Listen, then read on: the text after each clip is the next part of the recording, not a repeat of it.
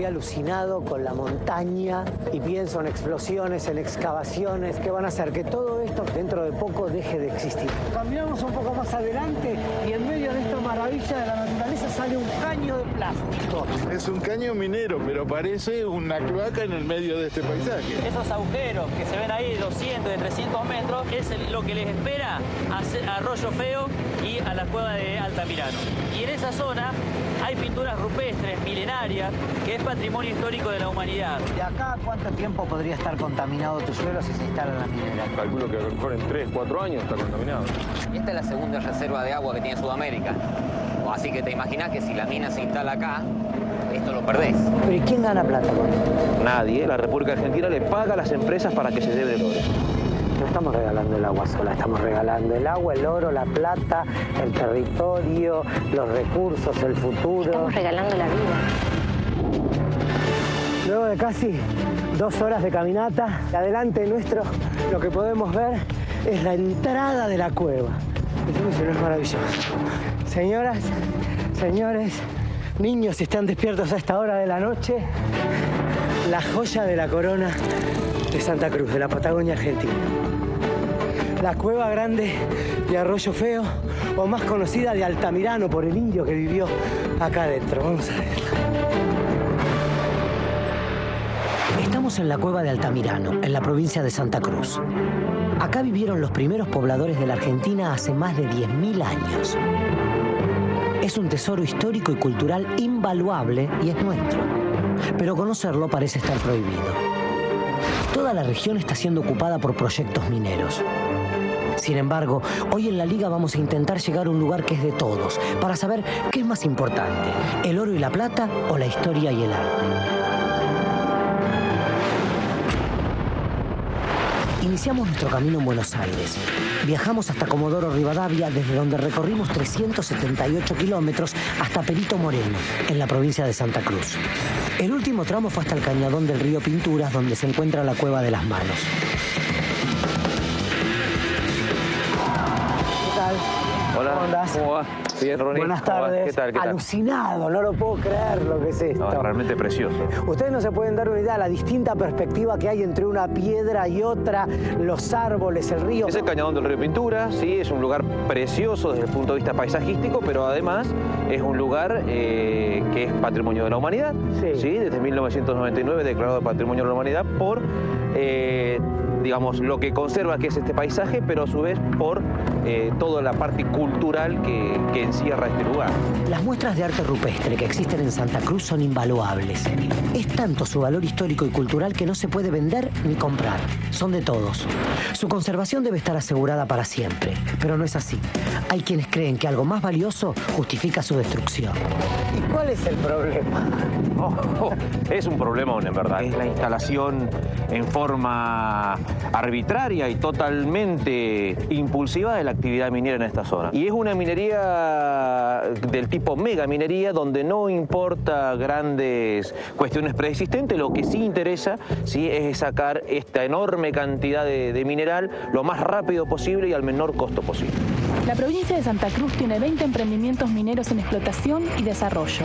Los más importantes son 6, dedicados a la extracción de los minerales más valiosos para el mercado: oro y plata. Pero sus habitantes tienen un temor, que al extraer el oro y la plata se destruya el medio ambiente. Y no solo eso, también una parte de nuestra historia. Mirá, esto es todo pedazo de la montaña. Es increíble la fragilidad que tiene. Sí, es se eso. va deshaciendo. Esto es en verdad ceniza volcánica compactada, ¿no es cierto?, por millones de años y presiones, conformó esta roca que se llama ignimbrita. ¿Sí? Es una roca bastante, por no decir muy inestable. Sí, me imagino lo que debe suceder con las explosiones de la minera. Sí, en verdad hay vibraciones, se producen desprendimientos, eso es lo que ocurre. Nuestro temor es que corra riesgo esto, ¿no es cierto? Esto que es nuestra historia conocida de nuestros pueblos antecesores, la ocupación de este sitio es de alrededor de 7.000 años en forma continua en el tiempo, esa es la importancia. Tiene arte rupestre milenario, una enorme cantidad de expresión de estos pueblos, justamente, de vida, de testimonio. Esta gente, yo creo que lo que intentó fue dejar su presencia en la roca. ¿Cuántos años pueden llegar a tener? Alrededor de 9.000 años de antigüedad. Estoy alucinado con la montaña que no se puede parar de mirar, y pienso en explosiones, en excavaciones y en situaciones que van a hacer que todo esto que está frente a mis ojos en este momento, dentro de poco deje de existir para mí, deje de existir para vos y deje de existir para la humanidad, porque esto no es mío ni es tuyo, es de todos. Aparte de todo esto, que es precioso, ¿sí? En verdad no podés dejar de asistir a la zona del Arroyo Feo, a la cueva de Altamirano. Ese lugar es fabuloso. Si esto te gustó, eso te va a enloquecer. Bueno, vamos a conocerlo entonces. La que acabamos de conocer es la Cueva de las Manos. Fue declarada Patrimonio Cultural de la Humanidad por la UNESCO en 1999. Se trata de un lugar protegido y conservado, pero no es la única cueva con arte rupestre que hay en la provincia. Hay otras con el mismo valor histórico, pero con distinta suerte. Nadie las protege. Buen día. Buen día. Jari. ¿Qué tal? Encantado. Te veo que era conocida. Sí. Vamos. Jari Nauta es guía turístico provincial. Fue director de la Cueva de las Manos y de sitios arqueológicos del municipio de Perito Moreno. Él nos llevará a conocer la Cueva de Altamirano, también conocida como la del Arroyo Feo. ¿Y se puede ir a ver? Hay dificultades. ¿Por qué? Hay empresas mineras que están trabajando Pero eso en la es zona. propiedad del Estado y por eso tendríamos que tener acceso a todos. Esos son recursos culturales, pero a mí me han prohibido la entrada al Arroyo Feo, por ejemplo. ¿Por qué no intentamos ir? ¿Te parece? Intentamos. Hasta el año 2007, la Cueva de Altamirano o del Arroyo Feo era uno de los atractivos turísticos de la región. Queríamos conocerla. Para eso debíamos recorrer 35 kilómetros por la Ruta 40, continuar por 15 kilómetros de ripio y luego 80 kilómetros por un camino de tierra acompañados por vaqueanos. ¿Cómo funciona? La minera no te puede prohibir el acceso. No. ¿Cómo es?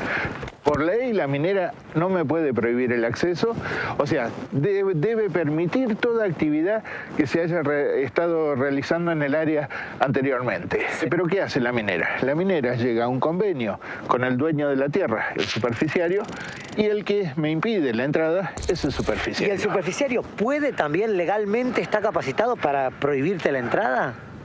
Es una propiedad privada. Pero si vamos a ver lo que es una joya, un tesoro arqueológico que corresponde al país y que supuestamente es para fomentar la cultura, ¿también? Para que te deban permitir la entrada. Eso debería estar nominado por la provincia como recurso arqueológico, recurso cultural o recurso paisajístico. Como sucede con la Cueva de las Manos. Como sucede con Cueva de las Manos.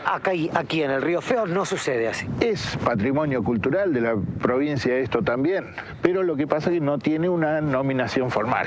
¿Y qué hay en la Cueva de Altamirano que es tan alucinante? Se te sonríe la cara cada vez que hablamos. No era solamente el arte rupestre que está dentro, el cañadón enfrente de eso son 250 metros de cañadón, muy angostito, cóndores, rastros de puma, una cosa En la Cueva de Altamirano se encuentra una de las muestras de arte rupestre más antiguas del planeta, de aproximadamente 10.000 años. Tiene el mismo valor arqueológico que la Cueva de las Manos, pero no tiene ninguna protección. Ya llevábamos 2 horas y media de viaje. Habíamos sorteado una tranquera y ahora nos enfrentábamos a la primera dificultad. ¿Cuánto hicimos desde la tranquera aquella hasta unos 12 kilómetros, 15 kilómetros por ahí. ¿Por qué aquella está abierta y esta está cerrada? Porque acá entramos al terreno donde está el proyecto minero. ¿Y alegan algo por lo cual no se puede entrar con turistas? Razones de seguridad. Peligroso para terceros. No hay cosas inseguras. La cueva en sí no está justo donde ellos estaban trabajando. ¿Y quién firma este papel que dice que puede ser inseguro? Yo calculo que la empresa de seguridad que atiende a los mineros. O sea, está todo el paquetito atado con el mismo Absolutamente. Molde. ¿No hay otro lugar por donde podamos pasar? Hay otro camino, podemos intentar. Vamos. Estábamos a 45 minutos de llegar a la cueva, pero una tranquera nos impidió el paso. Ahora íbamos a intentar seguir el viaje, pero por una ruta alternativa. Retrocedimos 2 kilómetros por el camino de tierra y tomamos por un camino vecinal. Pero a poco de andar nos encontramos con otra sorpresa. Candado, cerrado. Lo que parecía ser un viaje turístico para disfrutar y para conocer cuáles son nuestras raíces se convierte en una odisea. La próxima posibilidad de entrar es caminando. ¿Caminando cuántos kilómetros? Iba a ser una caminata larga, por lo menos 1 hora y media o 2 horas. Pues mal no nos va a venir, gordito. No. Vamos. La cueva de Altamirano es un patrimonio arqueológico que debería tener acceso público. Sin embargo, llegar parecía estar prohibido. ¿Por qué una exploración minera nos impedía el paso? Para responder a eso, lo primero que necesitábamos saber es cómo se extrae el oro de la roca. ¿Qué es lo que pasa una vez que se encuentra el oro? Bueno, una vez que se encuentra el oro, lo que necesitamos hacer es preparar la mina y hacer la explotación. Y básicamente hay 2 procedimientos. Uno es a través de galerías subterráneas, subsuperficiales, y el otro es a través de cráteres, que son como pequeñas terrazas que se van haciendo para sacar el mineral. Las galerías subterráneas se van haciendo como conductos bajo tierra, en donde se usan explosiones, en donde se usa maquinaria, y se van haciendo cada vez más extensas, ¿no? Y en ambos casos se usan explosivos. Sí, en ambos casos se usan explosivos tanto para ir expandiendo las galerías subterráneas como explosivos para poder hacer los grandes cráteres. Cuando decís cráter, ¿de qué dimensiones estamos Bueno, hablando? estamos hablando de aproximadamente unos 1.900 metros, 2.000 metros que tienen prácticamente de ancho, y después en profundidad pueden llegar hasta 450 metros, que la lumbrera es esa la profundidad, pero hay minas que llegan a tener hasta 900 metros de profundidad. Cráteres gigantescos. Para extraer el oro, la Patagonia Argentina debía convertirse en un paisaje lunar. Antes de que eso suceda, íbamos a intentar llegar por tercera vez a la cueva de Altamirano. Regresamos hasta la ruta 40. Avanzamos 10 kilómetros por un camino de ripio en desuso, hicimos 90 kilómetros en camioneta y el último tramo a pie. Allí, en medio de la Patagonia, aparecían las señales de actividad minera. Caminamos un poco más adelante y en medio de esta maravilla de la naturaleza sale un caño de plástico. ¿Qué es eso? ¿Qué tiene que hacer eso ahí? Un caño cloacal, parece. No, ¿cómo cloacal? No, es un caño minero, pero parece una cloaca en el medio de este paisaje. ¿Pero qué es lo que buscan acá? ¿Qué es lo que están haciendo? Y buscan oro y plata, y no les importa nada. Sí, ya sabemos que no les importa nada, pero... Mirá, todo esto ha sido removido. Acá se cambió lo que era la superficie original, la flora. Mirá, DH-LP 61. LP es La Paloma, es el yacimiento este. Es una porquería. Fíjate, esto no es un revolcadero de guanaco. Esto es uno de los pozos donde los mineros han estado trabajando. Vamos a ir a ver aquella otra trinchera ahora. ¿Qué es esto? Mirá, un agujero en el medio de la montaña, que no termina acá, continúa. Mirá, una parecita, otra parecita, así hasta allá. Más adelante tenés otro, allá en el fondo hay como si fuera un hormiguero gigante. Aquello es caminos y plataformas y todo lo que vemos acá, pero vos fijate cómo han destruido el paisaje, y aparte hace años que está a cielo abierto y que no ha sido reparado esto tendrían que haberlo tapado y tendrían que haberle puesto la flora arriba. Pero como nadie controla... Como nadie controla, esto es un vivo la pepa. ¿Se sabe por qué van eligiendo los diferentes lugares de la montaña? Por el tipo de terreno y por la cantidad de piedras con cuarzo que se encuentran. Fíjate todas esas piedras. Esto. Sí, esas piedras son brillosas, tienen cuarzo adentro. Sí. Entonces, esto les da la señal. Les da la señal de que puede haber alguna veta de oro. Dios mío, lo que tardaríamos en empezar a esconderlas. Espero que lo que haya para ver en la cueva de Altamirano valga la pena. Vale la pena. Tanta caminata. Aún nos faltaban casi 3 horas a pie para llegar a la cueva de Altamirano. No había comenzado la extracción del oro, pero la alteración del medio ambiente ya se veía por todas partes. ¿Qué será de este lugar si una minera cava un cráter gigantesco? Había una manera de saberlo y para eso cruzamos la provincia. Desde el cañadón del río Pinturas, en Perito Moreno, recorrimos 360 kilómetros hasta el puerto San Julián, donde se encuentra Cerro Vanguardia, una de las mayores minas de oro de la Argentina. Sobrevolamos la zona y finalmente vimos un cráter minero gigantesco. Estamos en el centro de la provincia de Santa Cruz, cerca de la costa, sobre Cerro Vanguardia, una de las explotaciones mineras más importantes de la Argentina, donde en un total de 517 hectáreas se lleva adelante la explotación de oro y plata. Se están extrayendo cerca de 6 toneladas de oro y 6 toneladas de plata durante todo el año, después de remover toneladas y toneladas de rocas y de montañas. Esos hoyos que vemos ahí se llaman pits. Hay 14 pits hasta el momento. Tienen aproximadamente 300 metros de largo por 200 metros de profundidad. Y ahí es donde se remueve toda la roca para extraer luego el mineral. Cerro Vanguardia es lo que les espera a Arroyo Feo y a la cueva de Altamirano. Si esa exploración que se está llevando adelante en esa zona, a ver si encuentran oro y plata, se pusiera en explotación, como es el caso de Cerro Vanguardia, esos agujeros que se ven ahí de 200, de 300 metros, se estarían instalando en esa zona. Y en esa zona hay pinturas rupestres milenarias, que es patrimonio histórico de la humanidad. Excavaciones gigantescas, toneladas de explosivos y cientos de detonaciones para triturar la roca. El cráter minero no parecía un vecino amistoso del arte rupestre, pero solo las explosiones son la amenaza de un proyecto minero. Cuando se explota una minera, ¿cuál es la zona realmente afectada? Tenemos ante todo un impacto que se produce sobre el propio ambiente de la explotación, que es muy importante porque ese cráter es verdaderamente gigantesco, pero también tenemos un impacto que se da a distancia, o sea, todas las partículas que van a producir las voladuras salen por el aire y llegan a otros lugares, pero también se produce una contaminación a través de metales pesados y otras sustancias tóxicas por los cursos de agua. Entonces, un impacto en el sitio y un impacto que llega a varios, incluso centenares de kilómetros de distancia.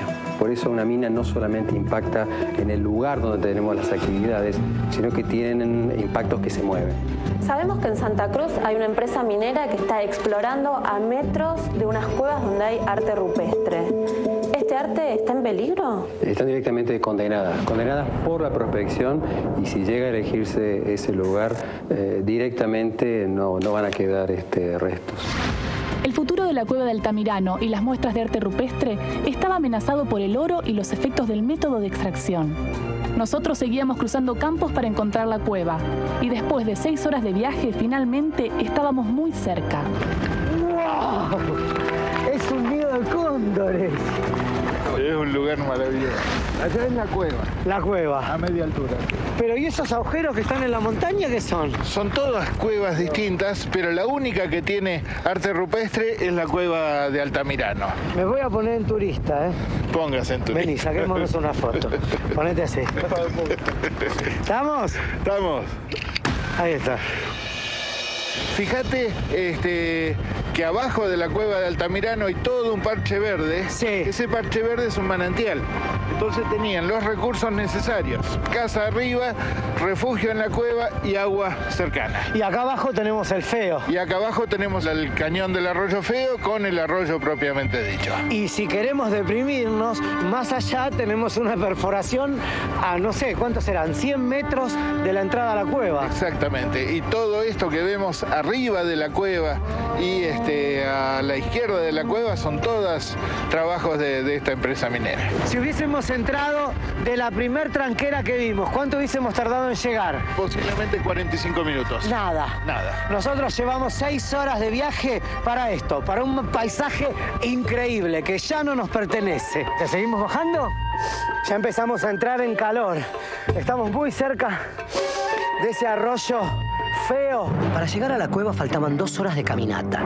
Bajamos el cañadón, cruzamos el arroyo Feo y rodeamos el cerro. En total fueron 8 horas de viaje, pero valió la pena. Y adelante nuestro, lo que podemos ver es la entrada de la cueva. Decime si no es maravilloso. Una vaca muerta que quedó acá. Y atrás, nuestra historia. De acá venimos nosotros. De simple manitos en la pared. Que andás a ver qué estaban contando. Y acá, lo mejor de todo. Mira, una manada de guanacos perfecta. Que, suponiendo, por lo que nos contaron ayer, son mucho más antiguas que los dibujos más toscos que se ven adelante, que deben tener entre 7.000 y 5.000 años, pero aquellos son los más antiguos de todos, casi 11.000 años de historia. Es increíble. Y te digo una cosa, que si te das vuelta, vení. Parate acá. Salgamos a la ventana.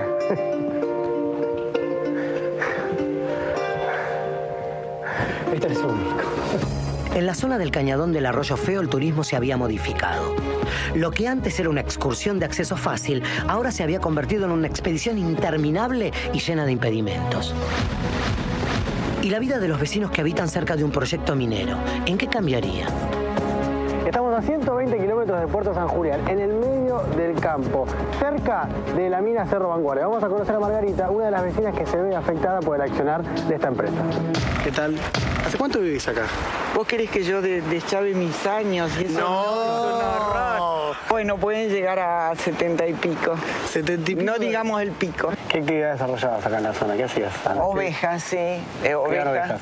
Sí, pero la cría de ovejas era más importante que... Bueno, ahora ya casi no se puede criar ovejas, muy poco. ¿Por qué? La mina no es compatible con la ganadería. O tenés mina o tenés ganadería. Destruye la minería, el piezo, el suelo. Desde acá a veces se sienten las explosiones. ¿Y a cuánto estás más o menos? A 30 kilómetros vía recta. Las distancias no parecían una defensa suficiente para protegerse de los efectos de la minería. ¿Por qué es tan violenta y agresiva con la naturaleza la extracción del oro? Ya tenemos las galerías, el cráter y un montón de montaña despedazada. ¿Cómo llegamos de eso al oro? Bueno, lo que tenemos que hacer primero es transformar las rocas, que son muy grandes, en pedazos de tamaño mayor, en rocas muy pequeñitas. Entonces, sobre esas rocas cada vez más pequeñitas se aplican distintas sustancias químicas, por ejemplo, cianuro, para poder hacer la extracción del oro, pero obviamente también necesitamos grandes cantidades de agua. Me dijiste agua, cianuro y otros compuestos tóxicos. ¿Esto puede contaminar el agua? Sí, desde ya, y genera lo que podemos llamar un cóctel de contaminantes. Entonces, esas sustancias contaminadas, en la práctica es agua contaminada, se almacenan en lo que se llaman diques de cola.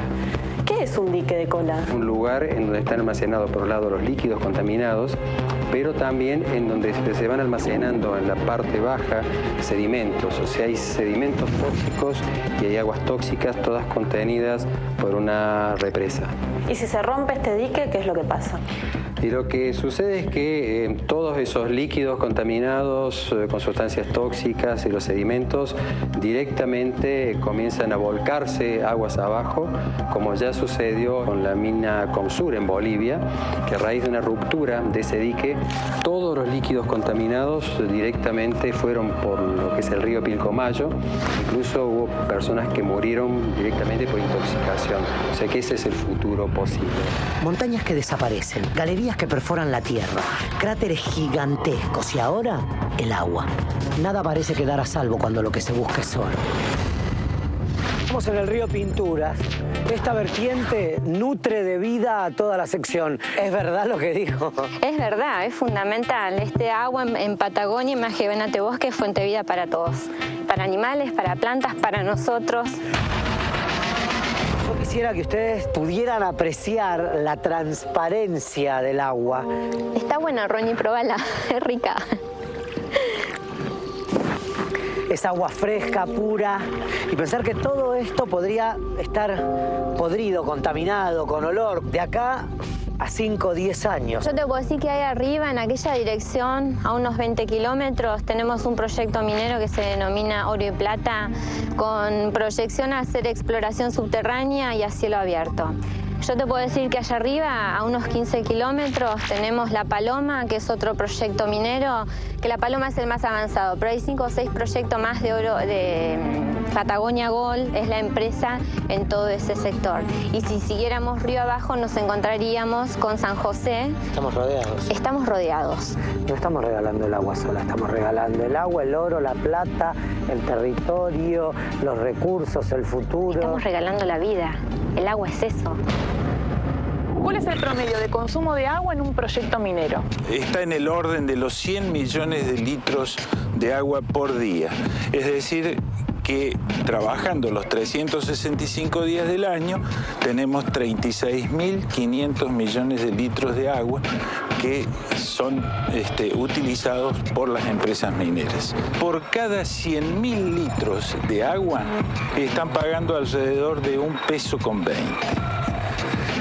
cuando... No, es un saqueo, es un saqueo. Es un saqueo porque hay acuerdos por el paquete de leyes mineras y eso ha hecho que esta gente tenga una estabilidad fiscal por 30 años. Por la misma plata que se puede comprar un litro de agua en el supermercado, una empresa minera recibe a cambio 100.000 litros. Pero eso no es todo. El consumo humano de agua no altera el medio ambiente. Pero cuando una minera está cerca de un río, es posible que lo convierta en un desierto. Estamos a 120 kilómetros de Puerto San Julián. En este lugar había un curso de agua, un arroyo, pero desde hace unos años está totalmente seco, como ustedes pueden ver.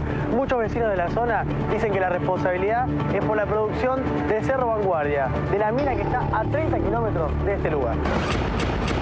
¿Qué es lo que está pasando con el agua en esta zona? De hace más o menos 2 o 3 años que están bajando las vertientes. Aducen que la falta de agua respecto al gran consumo que tienen las empresas mineras. ¿Cuál es la importancia del agua en esta zona? El agua es muy importante en esta zona y en todas las zonas. Y más acá donde los regímenes de lluvia no son muy importantes. ¿Y de qué manera afecta directamente a la producción? Uy, muchísimo. Si no tenés corderos, no tenés reposición, no tenés venta, no tenés lana. ¿Y cuál es la consecuencia? Que las ovejas tengan. Y la consecuencia, animales delgados, y es mucho menos el precio que se paga. Si vos tocas la espina dorsal de este animal, te vas a dar cuenta de que este animal está delgado. ¿Por qué están más delgadas? Primero porque mucho pasto no hay. Y eso produce que estén más delgadas. Caminan para tomar agua, caminan para comer. Si no tuviera problemas con el agua, si hubiera agua aquí cerca, y por ejemplo... Y el animal caminaría menos. Y estaría más gordo. Y estaría en mejor condiciones. Y se mantiene esta situación de la falta de agua. ¿Qué es lo que va a pasar con los vecinos de la zona? Lo que va a pasar es que no va a poder seguir teniendo los animales en el campo. Si no pueden tener más los animales... Si no pueden tener más los animales, esto sería tierra de nadie. La gente del campo emigraría a la ciudad, a los pueblos, y no hay más futuro para el criador de ovejas. Santa Cruz es la provincia que mayor superficie le dedica a la cría orgánica de ovejas, el 43% del territorio. Su producción se exporta principalmente a Europa y les da trabajo a más de 5.000 familias. La minería, con sus explosiones, ponía en riesgo el arte rupestre, pero además, para extraer oro se necesita agua, mucha agua. Y la cantidad y calidad también parecían estar en riesgo. ¿Y todo ese agua de dónde es que sale? Esto es muy importante porque la mayor parte de las minas en nuestro país están localizadas en lo que son las verdaderas fábricas de agua. ¿A qué te referís con fábrica de agua? Fábrica de aguas es en donde la nieve, es en donde la lluvia terminan dando esa materia prima con que se arma un río. Entonces, si yo justo coloco a una minera en el lugar en donde se fabrica el agua, mi fábrica de alguna forma colapsa. Entonces, ¿el trabajo de una minera puede llegar a secar un río, por ejemplo? Obviamente produce un impacto muy grande porque las mineras están tomando agua fresca, tanto de aguas superficiales como de aguas subterráneas. Entonces ese enorme consumo puede romper directamente lo que es el modelo con que corre un río, pero también pueden llegar a reducir, pero en forma muy grave, la cantidad de agua subterránea. Entonces en casos extremos hasta puede secarse directamente el sistema. Y además también colapsa la calidad, es decir, pasa a no ser igual porque tiene cada vez más contaminantes. Santa Cruz tiene todavía un bajo nivel de contaminación ambiental y eso favorece la producción de alimentos orgánicos o naturales exportables, frambuesas, frutillas y cerezas. ¿Quedará algo de todo eso si el agua y el aire se llenan de tóxicos? Nadie va a querer comprar un plantín que se ría con aguas que tiene trazas de cianuro o lo que sea. Decime números. De lo que se produce en los antiguos de cerezas, la mitad o más de la mitad se exporta. El resto se exporta a otras zonas del país que los grandes centros urbanos como Buenos Aires, Mar del Plata, Rosario. En el caso de cereza, los productores, el 90% son genuinos antigüenses, o sea, ni siquiera son de otra provincia, o sea que la plata se recicla dentro del mismo pueblo. ¿Cuánta plata genera el negocio de la frutilla y de la cereza acá en el sur?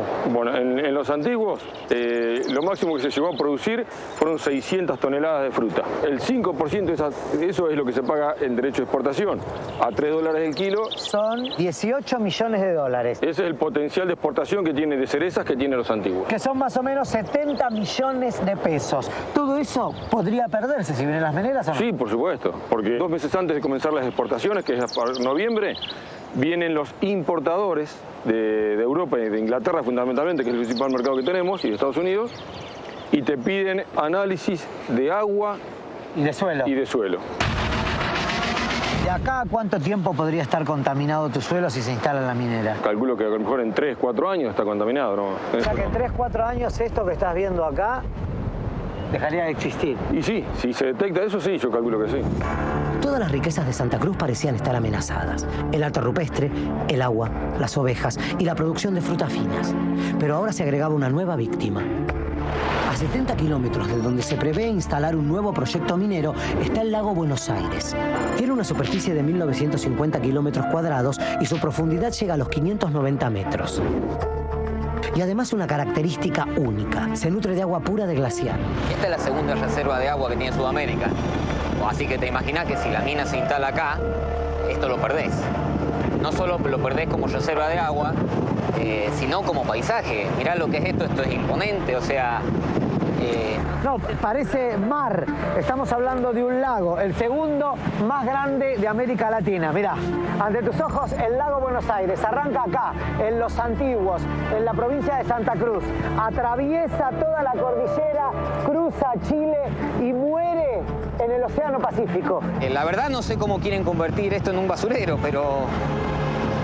es algo que te digo la verdad, mira, ni palabras me salen, pero me da una impotencia. Entonces, ¿qué se puede hacer? Mira, yo pienso que si las minas se instalan acá, esto se va directamente a perder. Esta reserva de agua que tiene Argentina, que es la más grande, la vas a perder.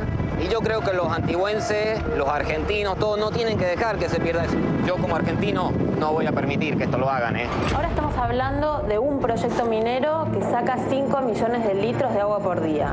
Pero ¿qué pasa si en una provincia hay 33 proyectos mineros?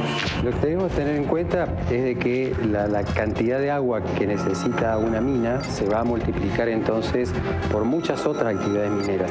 El problema es de que en general cada mina está mal evaluada, pero además nunca se evalúa una mina en función de todos los otros proyectos. Son 33 proyectos que juntos me pueden llegar a secar la provincia, caso extremo. Entonces el problema es mucho más grave de que los propios gobiernos a veces pueden darse cuenta.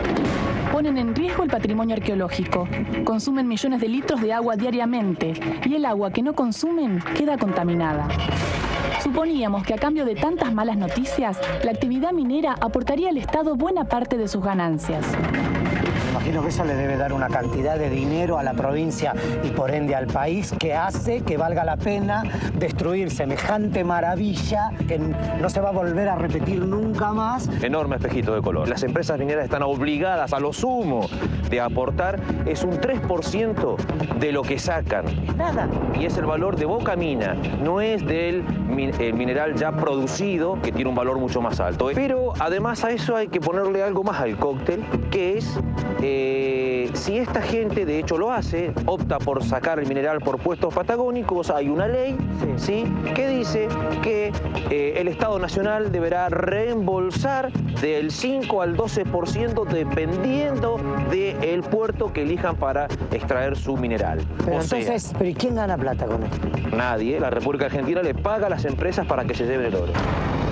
La ley de inversiones mineras, aprobada durante el gobierno de Carlos Menem, exime a las mineras del pago de impuestos aduaneros, a las ganancias y tampoco deben pagar retenciones.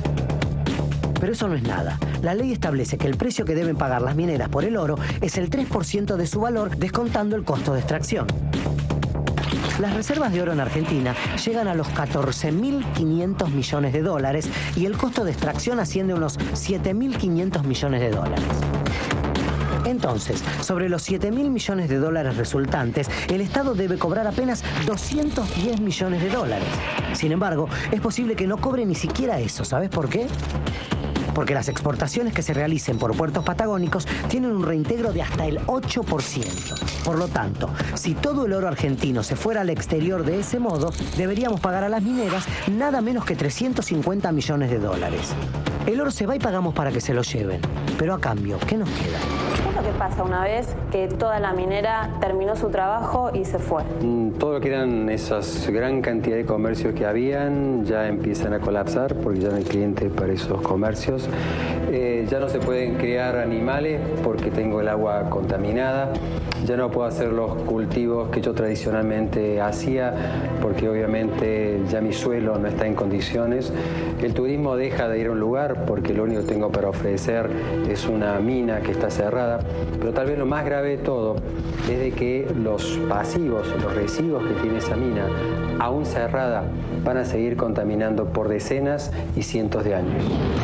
El ecoturismo es una actividad que crece en el mundo y ya genera más de 3.000 millones de dólares al año. En la lista del Patrimonio Mundial de la UNESCO, Argentina figura con 5 lugares: el Parque Nacional Iguazú, las Misiones Jesuíticas, la Península Valdés, el Parque Nacional Los Glaciares y la Cueva de las Manos. Cada año, Santa Cruz es visitada por unos 80.000 turistas que generan riqueza y trabajo para sus habitantes. Pero lo que hasta ahora es una fuente de trabajo y recursos está amenazado por un proyecto que afectará la vida de los pobladores de toda la región. ¿Saben ellos lo que les espera?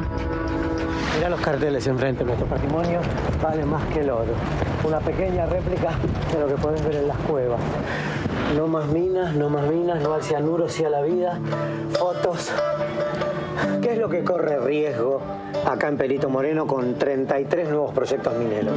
Yo creo que mucho. De alguna manera la actividad turística, que esto va en crecimiento, se va a caer. El turista no quiere venir y encontrar ni torres de petróleo, ni pozos petroleros, ni excavaciones mineras. No necesitamos el trabajo de las minas. ¿Por qué? Y porque tenemos otras expectativas. Nosotros tenemos turismo, que es muy importante.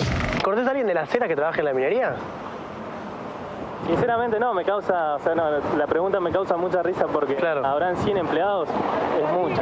Como la minera de Huevos Verdes, que tiene alrededor de 1.000 empleados y más del 90% de otros países.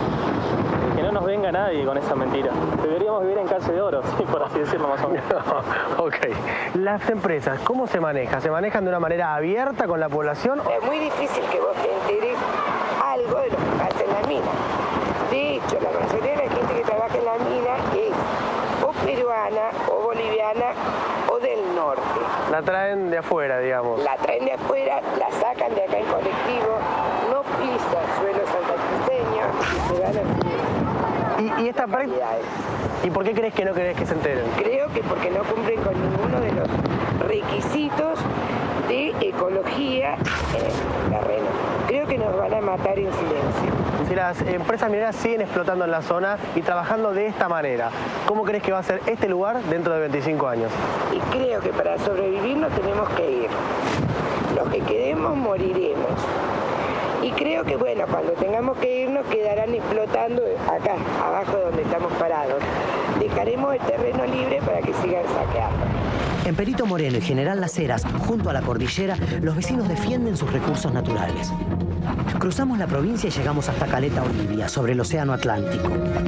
Ahí directamente nos encontramos con los vecinos que se manifestaban en la calle. ¡Del mar a la cordillera! ¡Del mar a la cordillera!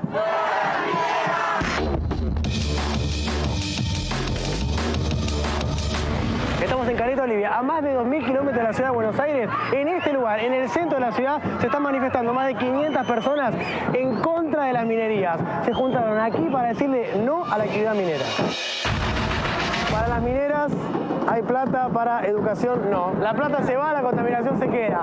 Realmente nos indigna la situación que está pasando. No puede ser que el gobierno invierta dinero para que empresas extranjeras se llenen el metal y nos dejen todo contaminado. Cuando se acabe el petróleo, cuando se acaben los metales, cuando empecemos a sufrir por la falta de agua y la falta de alimentos ya se está sufriendo, ¿qué van a hacer? ¿A quiénes van a buscar? Nosotros estamos bregando para que no se acerquen porque las fuentes de agua dulce del mundo en algún momento van a escasear y nosotros estamos tratando de protegerla. Las empresas llegaron a la provincia con la promesa de trabajo. ¿Les han ofrecido trabajo a ustedes?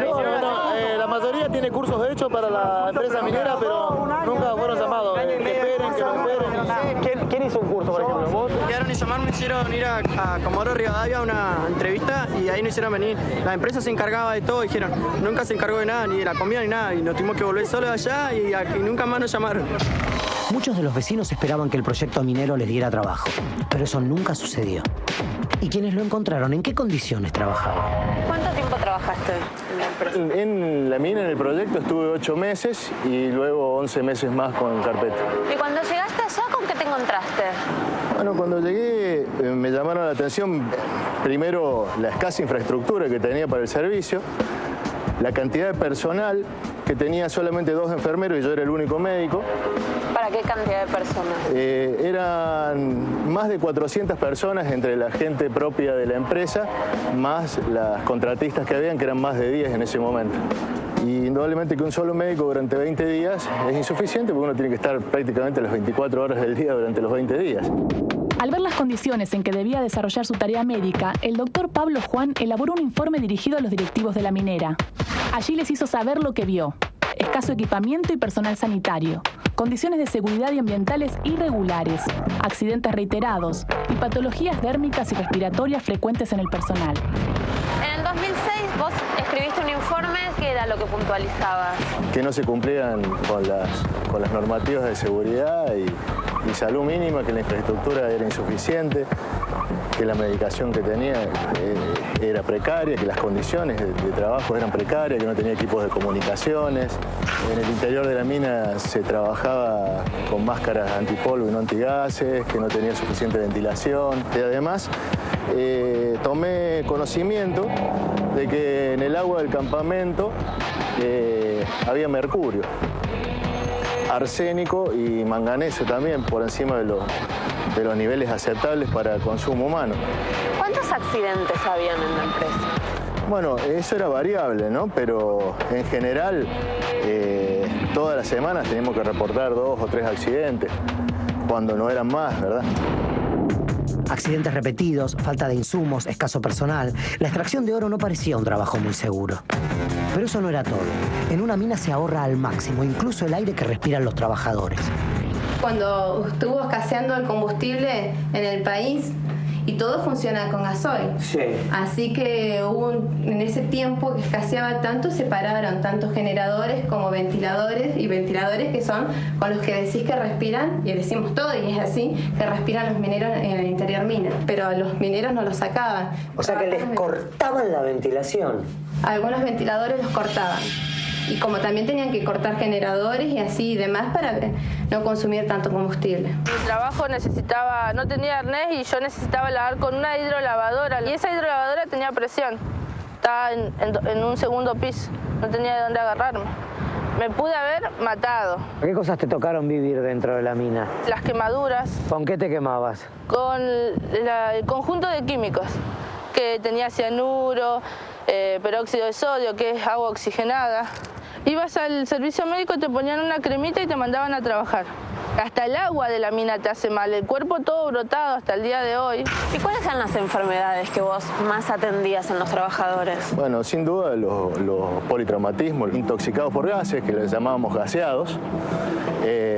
Y en cuanto a las patologías clínicas, bueno, las infecciones respiratorias, mucha patología de piel, que fue una de las cosas que me llamó la atención, por lo cual empecé a investigar de qué podía tratarse. Así fue que me enteré que había mercurio, arsénico y manganeso. ¿Y qué es lo que le podría pasar a una persona que trabaja a largo plazo en esa minera? Las enfermedades pulmonares obstructivas crónicas, la silicosis, digamos, por la absorción de polvo. Esto a largo plazo, ¿no? Indudablemente. Por eso es que se usan las máscaras antipolvo. La absorción de gases producen vasodilatación, producen cefaleas, que era uno de los síntomas que presentaban las personas que estaban trabajando en ese nivel. ¿Tuviste miedo en el momento de presentar este informe? Porque me imagino que no debe ser fácil. Sí, sin duda, dada la situación, yo tenía que elegir entre la lealtad laboral y la lealtad a mi juramento. Con lo cual comprendí que indudablemente iba a tener repercusiones en mi trabajo, es decir, obviamente iba a ser despedido. ¿Cómo se terminó la relación laboral? Bueno, tuve un accidente de trabajo. Cuando me dio el alta el RT, me llegó un telegrama en donde se me intimaba a presentarme, si no pasaba a reserva de puesto, y a la semana, aproximadamente 2 semanas, recibí el telegrama de despido. Pablo asegura que fue despedido 1 año y medio después de denunciar las condiciones en que se trabajaba dentro del proyecto minero, pero no fue el único. ¿Y tu situación con respecto a la mina en este momento, cómo es? Y no tenemos contacto, casi nada. Pero vos no iniciaste un juicio para cobrar... Sí, pero ese fue otro tema. Con el abogado fue otro tema porque se llevó mis papeles. Yo no sé cómo ubicarlo ahora. ¿Por qué pensás que desapareció tu abogado? No sé. Capaz que algo también debe haber. Un abogado es un hombre de ley. Suponíamos entonces que se trataba de un simple desencuentro con su clienta y decidimos llamarlo por teléfono. Sí, doctor Moncalvo. ¿Quién habla? Ronnie Arias, de Telefe, del programa La Liga. Disculpe que lo moleste en este día. Estamos con Jessica Reynoso, que no se puede comunicar con usted para poder conseguir sus papeles. Dígale a Jessica Reynoso que me llame ella. Disculpe, estoy con ella, se la paso. ¿Puede ser? Hola. ¿Cómo le va? ¿Cómo anda, abogado? Bien, el lunes, ¿viste dónde está la librería Castillo? Sí. Bueno, ahí al lado está el estudio ahora. Y a mí que no me meta presión ninguna radio porque van a tener un problema conmigo. Disculpe, doctor, primero no somos de una radio, estamos haciendo un informe y no le estamos metiendo presión, simplemente... Bueno, déjeme hablar con la señora, ¿eh? Vamos a hacer la cortita. No me estoy metiendo con usted, doctor, tampoco creo que... Cortó. Quienes trabajaron en la mina dicen haber convivido con tóxicos, accidentes, falta de aire, pero eso no es todo. También aseguran haber sufrido amenazas y teléfonos pinchados. Hay veces que dudábamos en contar cosas así porque se notaba de que nos escuchaban las llamadas. Yo por ahí estaba hablando a mi casa y escuchaba las llamadas de otro compañero que estaba hablando en otro teléfono. Líneas... Increíble. ¿Y en algún momento te angustiaste, lloraste, Claro. dijiste por qué estoy acá adentro? Sí, muchas veces. Y estoy más que segura que no fui la única. De mi grupo, que éramos 20 mujeres, si quedan 2, 3 son muchas. ¿Sabes? Además de todo esto, ¿qué es peor? ¿Que hay algo peor de todo? Sí, como un complemento a las frutillitas del postre, es que estas empresas trabajan en forma muy ladinas. O sea, ¿qué es lo que hacen? Hacen el asistencialismo que solían hacer nuestros políticos.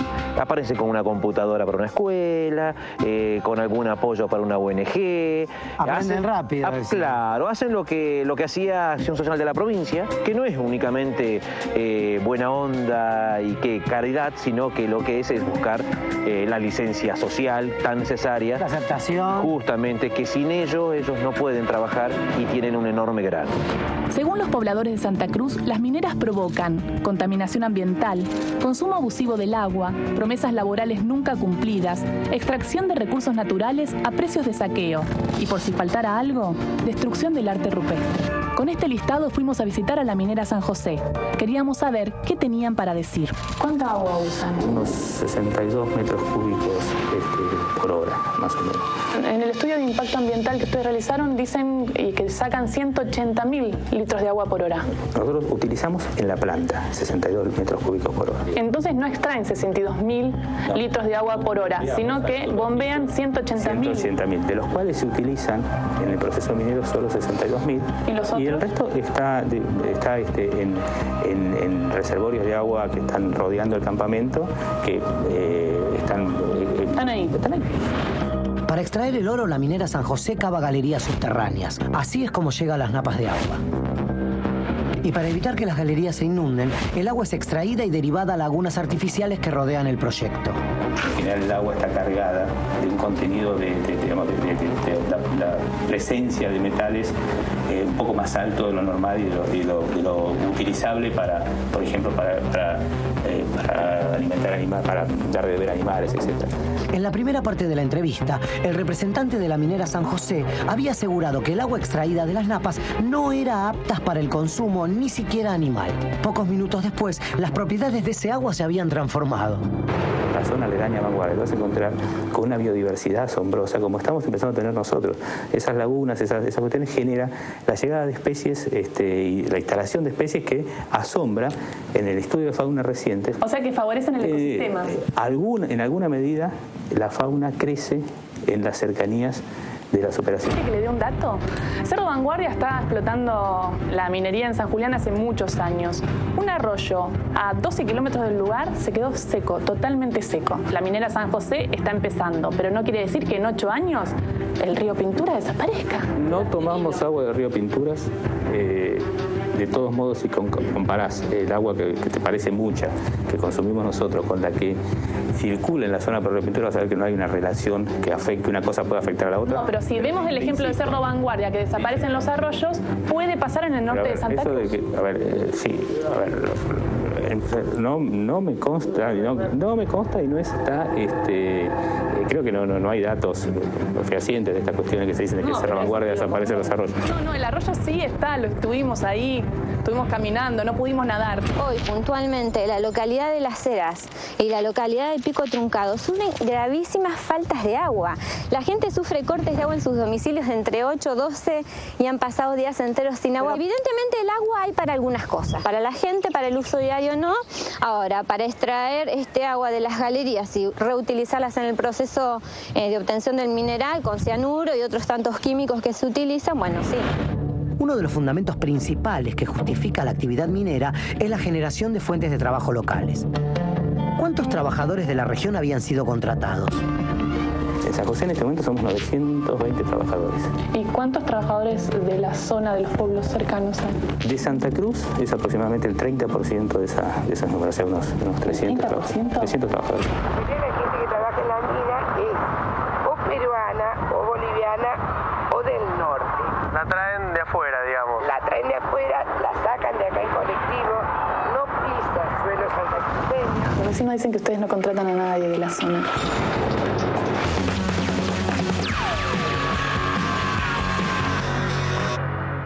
Los vecinos dicen que ustedes no contratan a nadie de la zona y que está todo lleno de gente peruana y de mineros de Chile que llegan a la zona. De la dotación que tenemos, el 5% es extranjero.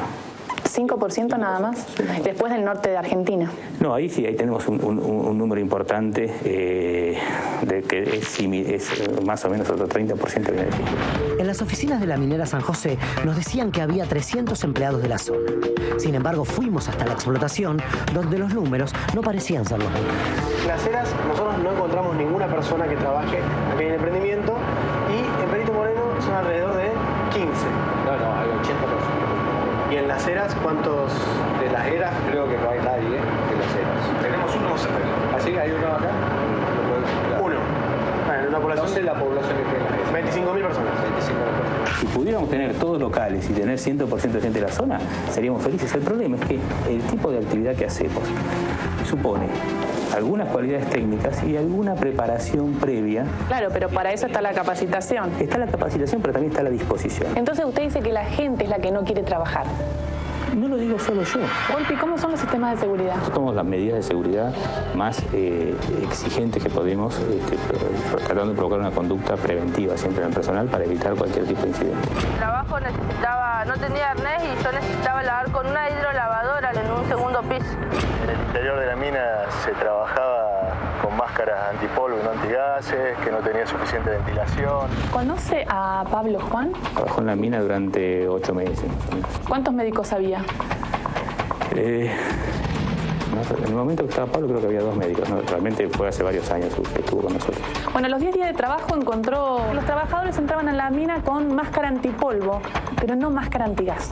Que los trabajadores tenían graves problemas en la piel. Al investigar descubre que había mercurio, arsénico y manganesio en el agua que se usaba para bañarse, lavarse los dientes. Efectivamente, el agua, ese es el agua. Nosotros al principio consumimos en el campamento, no para beber, pero sí para el uso sanitario, el agua que extraíamos de la mina, de esta laguna. La minera San José no es la única que debía dar explicaciones. Por eso nuestra próxima visita fue a Patagonia Gold, la minera que realiza explotaciones en las cercanías de la cueva de Altamirano. La cueva de Arroyo Feo está en peligro porque la minera Patagonia Gold está haciendo cateo y perforación en la zona a solo metros de esta cueva arqueológica. Vamos a ver si nos atienden para que nos expliquen qué están haciendo porque están poniendo en riesgo nuestro patrimonio. ¿Qué tal? ¿Necesitamos ir a Patagonia Gold al piso 27? Gracias. O sea, Patagonia Gold no autoriza a que nosotros subamos. Bueno, no nos dejan subir, vamos a llamar para ver si nos dan autorización y podemos hablar con Patagonia Gold. Hola, buen día. Sí, buenos días, Patagonia Gold. Sí. ¿Habla Gisela del programa periodístico La Liga? Mira, ahora de Patagonia Gold no hay absolutamente nada, están todos afuera. ¿Y Carlos Míguez? ¿Carlos Míguez no está? No. ¿Gonzalo Tanoira, el director financiero? Tampoco. No hay nadie. Parecía que nuestro arte rupestre, nuestras tierras y nuestra agua estaban en peligro, pero no había ningún directivo dentro de la oficina para dar una explicación. Por eso, les dejamos una representación de lo que pueden destruir si el proyecto avanza. Como hace 11.000, 10.000 años, Laura está impregnando sus manos como si hubiera sido en aquel momento nuestros antepasados. No eran más que manos dibujadas sobre baldosas con pintura lavable, pero se trataba de un lugar donde el arte no es bien recibido. Es una propiedad privada y ustedes no me pueden ensuciar el edificio. El tema es que nosotros tenemos una propiedad que es del Estado, una cueva de arte rupestre, que nos la están destruyendo y los que trabajan acá la están destruyendo. ¿Qué tenemos que ver nosotros con eso? Pues usted tiene que ver, ¿usted es argentino o tiene que ver? Porque le están rompiendo una cueva de arte rupestres en Santa Cruz y es Patagonia Gold la responsable. ¿Quién? Patagonia Gold. Acá no existe Patagonia. Sí, en el piso 27. No, ¿qué Patagonia Gold? Sí, MB Holding, figura acá en el piso 27. O sea, la onda es no trabajar para el enemigo más. El enemigo destruye la montaña, se lleva todo el oro para otro país y deja una bola así de contaminación para sus hijos, sus nietos y para todos los que vienen después. Entonces, antes que sea tarde le decimos, no, váyanse por favor de acá, no destruya más nada, basta. Saquen a Patagonia Gold de acá y no va a haber ningún problema más.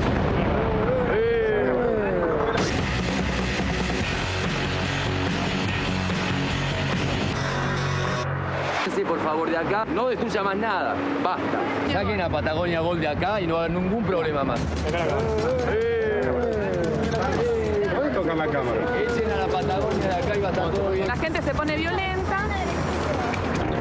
Los de Patagonia Gold no bajaron nunca. Sí llegó la policía, que me va a tomar los datos. Pero nosotros somos los mediadores, no somos los malos. No, está bien. Tómenme los datos, Gisela. Bueno, gracias.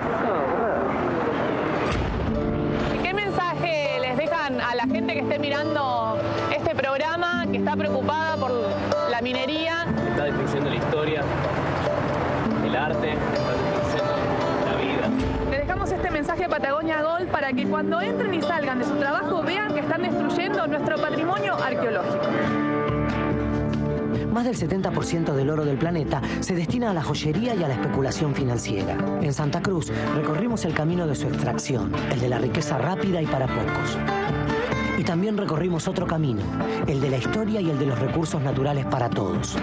Son caminos que llevan a lugares distintos y es tiempo de elegir hacia dónde queremos ir.